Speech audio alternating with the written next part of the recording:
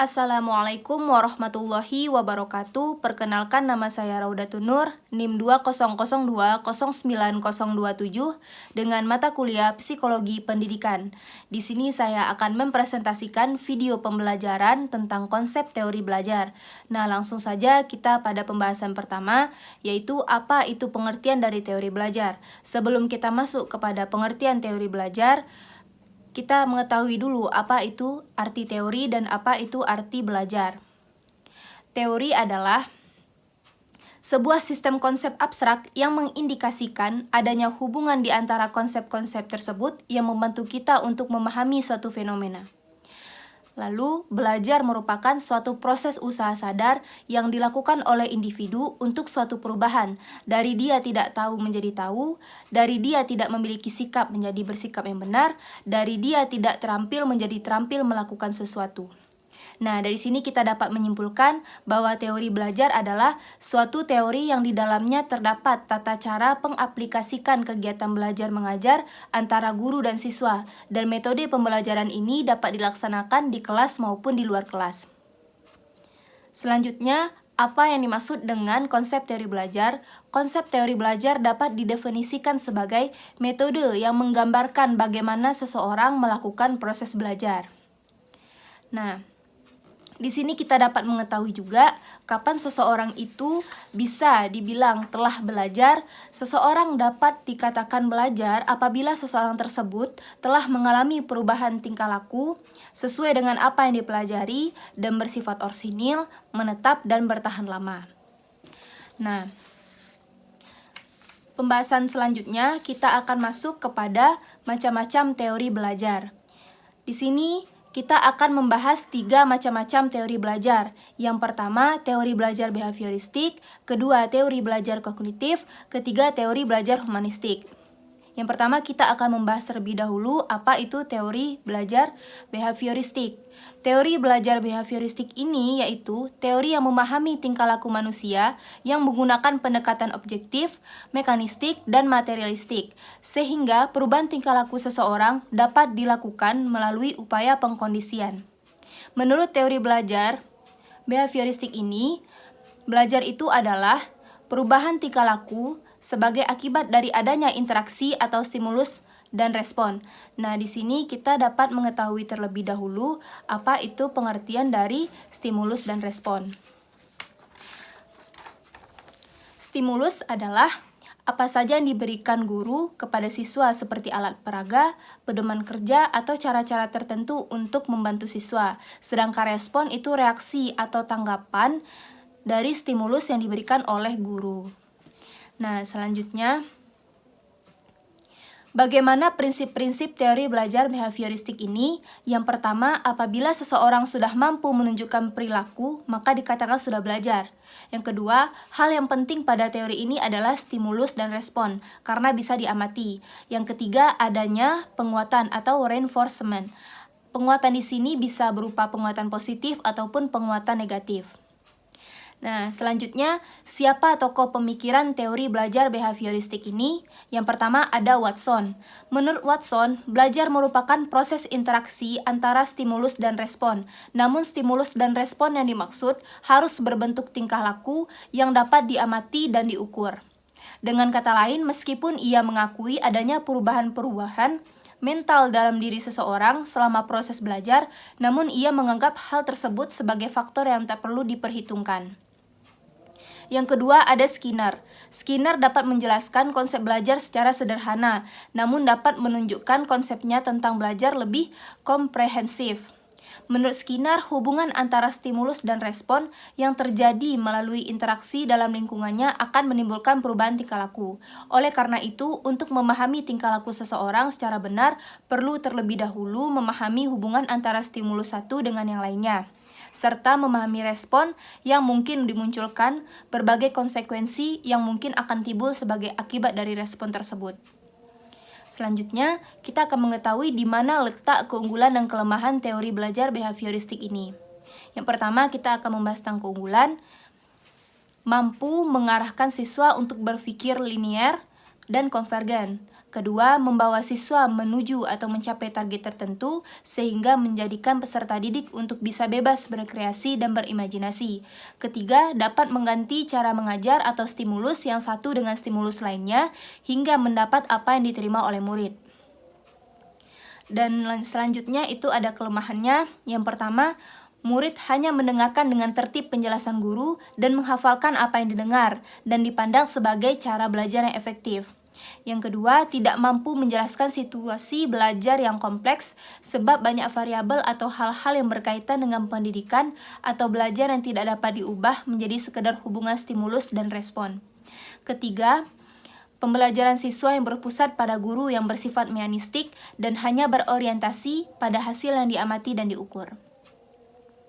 Nah, di sini juga kita dapat mengetahui mengapa teori belajar behavioristik ini berpengaruh terhadap masalah belajar, dikarenakan belajar ditafsirkan sebagai latihan-latihan untuk pembentukan hubungan stimulus dan respon. Dengan memberikan rangsangan, siswa akan bereaksi dan menanggapi rangsangan tersebut. Hubungan stimulus-respon menimbulkan kebiasaan-kebiasaan otomatis belajar. Dengan demikian, kelakuan anak terdiri atas respon-respon tertentu terhadap stimulus-stimulus. Selanjutnya kita masuk kepada teori belajar yang kedua, yaitu teori belajar kognitif. Apa itu pengertian dari teori belajar kognitif ini? Yaitu teori belajar yang mementingkan proses, bagaimana perilaku proses belajar daripada hasilnya. Seseorang tidak hanya cenderung pada hubungan stimulusnya dan respon, melainkan juga bagaimana perilaku seseorang dalam mencapai tujuan belajarnya. Dan setelah itu, bagaimana prinsip-prinsip teori belajar kognitif? Yang pertama, pembelajaran aktif dalam upaya untuk memahami pengalaman. Yang kedua, pemahaman bahwa pelajar mengembangkan tergantung apa yang telah mereka ketahui. Yang ketiga, belajar membangun pemahaman daripada catatan. Keempat, belajar adalah perubahan dalam struktur mental seseorang. Nah, selanjutnya, siapa tokoh pemikiran teori belajar kognitif ini? Yang pertama, Jean Piaget. Jean Piaget berpendapat bahwa belajar kognitif itu suatu proses genetik, yaitu suatu proses yang didasarkan atas mekanisme biologis perkembangan sistem syaraf, yang mana semakin bertambah umur seseorang, maka makin komplekslah susunan syarafnya, dan makin meningkat pula kemampuannya. Dan proses belajar akan terjadi jika mengikuti tahap-tahap asimilasi, akomodasi, dan ekuilibrasi atau penyeimbangan. Yang kedua ada Jerome Bruner. Jerome Bruner berpendapat bahwa proses belajar akan berjalan dengan baik dan kreatif jika guru memberikan kesempatan kepada siswa untuk menemukan konsep, teori, aturan, atau pemahaman melewati contoh yang ia jumpai dalam kehidupannya.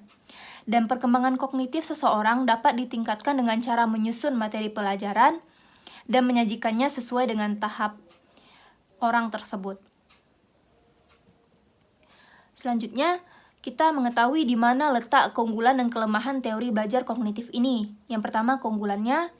Pertama, membantu guru untuk mengenal siswa secara individu sehingga dapat mengembangkan kemampuan siswa.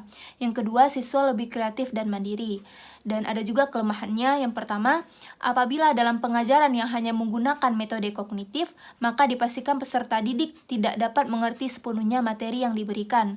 Yang kedua, teori ini dianggap dekat dengan psikologi belajar daripada teori belajar, sehingga dalam belajar menjadi tidak mudah. Dan di sini juga bisa kita ketahui bahwa mengapa teori kognitif ini lebih mementingkan proses belajar daripada hasil belajar. Karena pada teori kognitif ini dikembangkan untuk membantu guru memahamkan kepada orang lain, terutama pada muridnya. Karena pada teori belajar ini bagaimana seorang anak bisa mencapai pemahaman atas dirinya dan lingkungannya. Ketika anak belajar, guru harus mendampingi muridnya. Ketika nanti jika anak belum memahami, guru membantu anak supaya anak dapat memahami apa yang dikerjakan dalam proses belajar anak.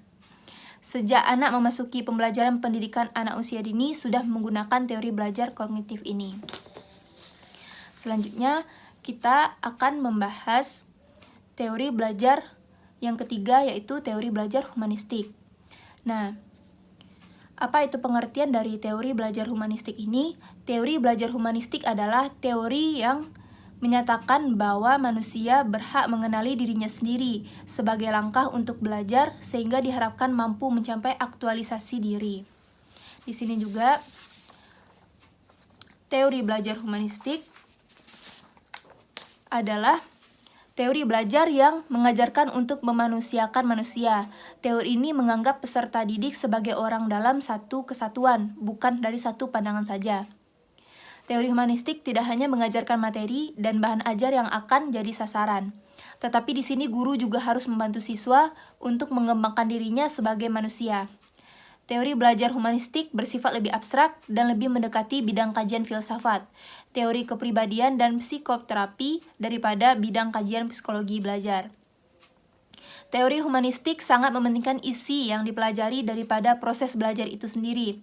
Teori belajar ini lebih banyak berbicara tentang konsep-konsep pendidikan untuk membentuk manusia yang dicita-citakan, serta tentang proses belajar dalam bentuknya yang paling ideal. Nah, setelah itu kita masuk kepada bagaimana prinsip-prinsip teori belajar humanistik. Yang pertama, manusia mempunyai belajar alami. Yang kedua, belajar signifikan terjadi apabila materi pelajaran dirasakan murid mempunyai relevansi dengan maksud tertentu. Yang ketiga, belajar yang menyangkut perubahan di dalam persepsi mengenai dirinya. Yang keempat, tugas belajar yang mengancam diri ialah lebih mudah dirasakan bila ancaman itu kecil. Yang kelima, bila ancaman itu rendah, terdapat pengalaman peserta didik dalam memperoleh cara. Selanjutnya, siapa tokoh-tokoh pemikiran teori belajar humanistik?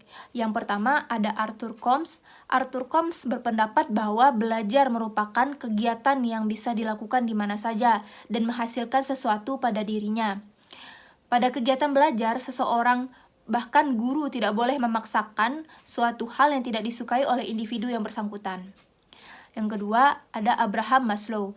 Abraham Maslow berpendapat bahwa belajar merupakan serangkaian proses yang harus dilalui untuk mengaktualisasikan dirinya. Pada kegiatan belajar, diharapkan seorang individu bisa memahami dirinya lebih baik. Nah, di sini kita dapat mengetahui di mana letak keunggulan dan kelemahan teori belajar humanistik. Yang pertama, pada keunggulan, suasana pembelajaran yang saling menghargai, adanya kebebasan mengungkapkan gagasan. Yang kedua, selalu mengedepankan akan hal-hal yang bernuansa demokratis, partisipatif, dialogis, dan humanis. Dan juga ada kelemahannya. Yang pertama, siswa kesulitan dalam mengenal diri dan potensi-potensi yang ada pada mereka. Yang kedua, teori ini tidak dapat dipuji dengan mudah karena banyak konsep dalam psikologi ini. Nah, di sini juga kita dapat mengetahui bahwa mengapa teori belajar humanistik ini dapat dikatakan peserta didik itu dapat dikatakan sebagai pusat belajar, dikarenakan peserta didik menjadi pelaku dalam memaknai pengalaman belajarnya sendiri. Dengan demikian, peserta didik diharapkan mampu menemukan potensinya dan mengembangkan potensi tersebut secara maksimal. Peserta didik bebas berekspresi cara-caranya belajar sendiri. Peserta didik menjadi aktif dan tidak sekedar menerima informasi yang disampaikan oleh guru. Peran guru dalam pembelajaran humanistik ini adalah menjadi fasilitator bagi para peserta didiknya dengan cara memberikan motivasi dan memfasilitasi pengalaman belajar dengan menerapkan strategi pembelajaran yang membuat peserta didik aktif serta menyampaikan materinya pembelajaran yang sistematis. Sekian yang dapat saya sampaikan. Terima kasih. Assalamualaikum warahmatullahi wabarakatuh.